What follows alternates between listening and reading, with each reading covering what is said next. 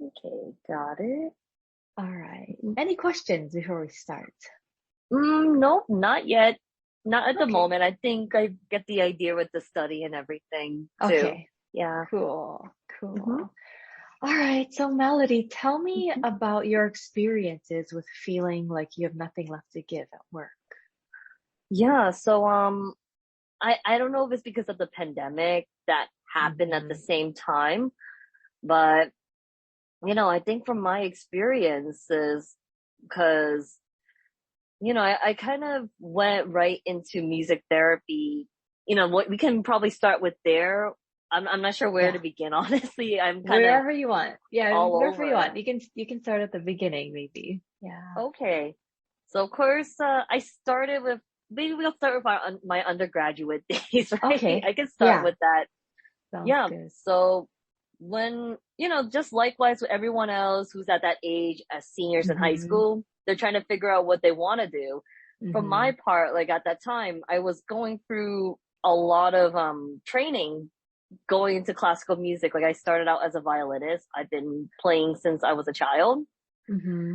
And the thing is, I grew up in a household where, my father was a musician. He's, Okay. he was pretty, he was kind of hard on me, I guess, just in terms of like, oh, this is what step to follow. Cause long story short, his father, my grandfather was a traveling musician, like a violinist Oh, in, Chinese Cantonese opera to be exact. Like I think he was one of the wow. few pioneers that started introducing Western instruments into the orchestration.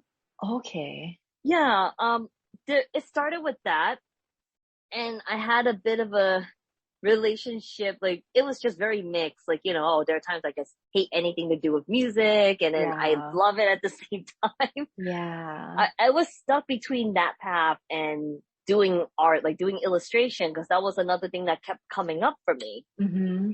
Yes. So in that part with the crossroad road, just to put it that way, because I had my father, like, I mean, part of it is like maybe myself too, pressuring Yeah. myself, like, oh, do I want to become a professional musician or do I want to Mm-hmm. go do art? So of course I ended up just going with art because at that time, like, I didn't even know music therapy existed back then. Yeah. I was just like thinking to myself, okay, let's see what happened with art and go from there. And by chance, that the program I went to for art school, they actually had like an integrated program where you can take classes at other schools nearby in the area. One of them Okay. happened to be Berkeley, but also coincidentally, they had like a program of an orchestra where all the college students from different schools get to meet together and, rehearse about once or Okay. twice a week. So part of that kind of, kept me in that path of being involved with playing music, like still being Mm-hmm. involved despite going to a school where my focus is mostly on doing illustration. Okay. And then eventually, I think during my transition to the thesis project for my junior and senior year, like I was at that point where I felt lost. I wasn't sure what I want to do once I Mm-hmm. graduate. And that whole discussion about, what was it? I think 2009 or 8 when didn't, like, I know there was like a financial thing that happened, right? Like the Yeah. stock. Yeah. When that Yeah. happened, we were all stressed out. I was stressed out trying to figure out what do I want to do with my life. But Mm-hmm. that's when, interestingly enough, there was an NPR article that came up about music therapy. And my partner, I'm still with Oh, him right now as we speak. okay. He actually brought up the idea like, oh, why don't you look into music therapy as a potential field? And I did look into that. I even spoke with a colleague that was at another music school that I was still taking private lessons and participating in rehearsals with. Mm-hmm. I was able to talk with them a little more about it before deciding, okay, I want to give this field a try. But of course, the program I went to was Lesley University. I ended up Okay. actually going into expressive arts therapies instead. Cause I think at the Okay. time, whoever was interviewing me, they gave me that idea of like, oh, maybe see if how you feel about this integrated approach first before you decide whether you want to stick with one modality or the other. Yeah. Yeah, so for me, because I was getting burnt out with undergraduate studies and trying to Mm-hmm. just graduate out of my program, it did lead me into a interesting path of just getting to know what it's like to work as a therapist and Yeah. have a better understanding of how music therapy works. Because, there were just some part that wasn't really discussed about further until I started taking Mm-hmm. classes and doing all the internship and everything. Yeah. So Okay. after all of that, because the thing is that first year was a different major, but that was before I eventually decided to go into music therapy. Okay.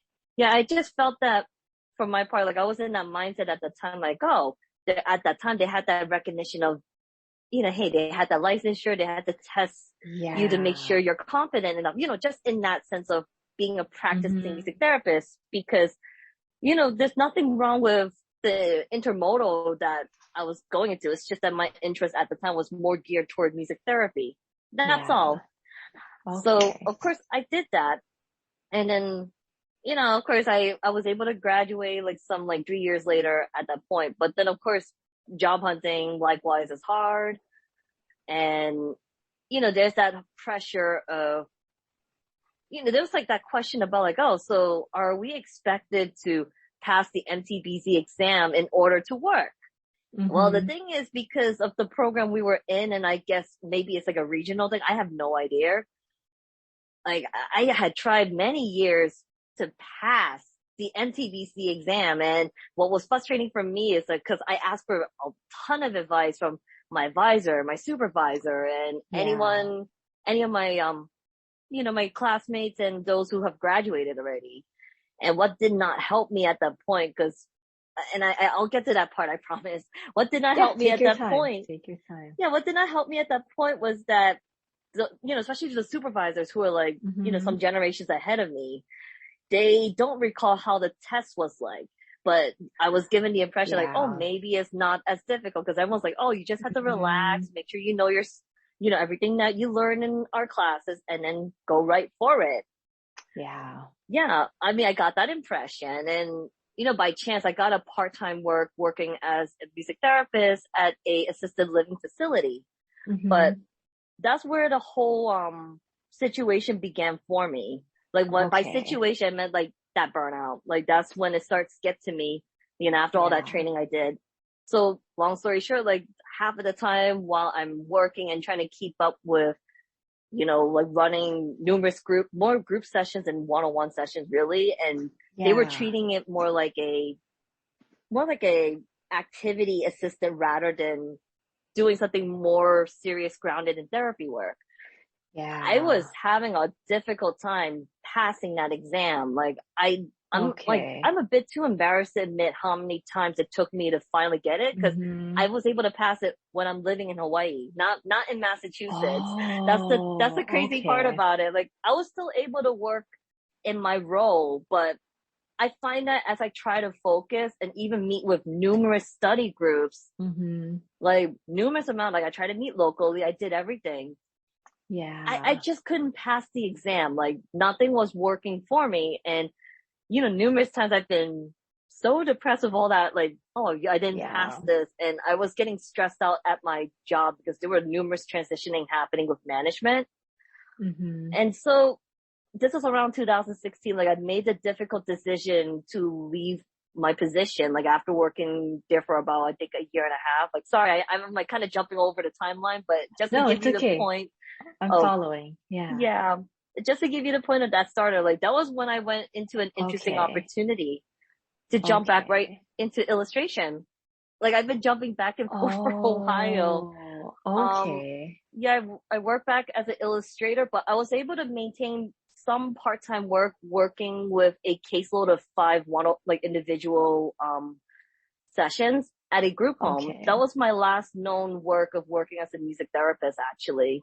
But Okay. the thing is, at that point, like, I was also in a long distance relationship with my partner because he actually Yeah. moved to Hawaii for his PhD program.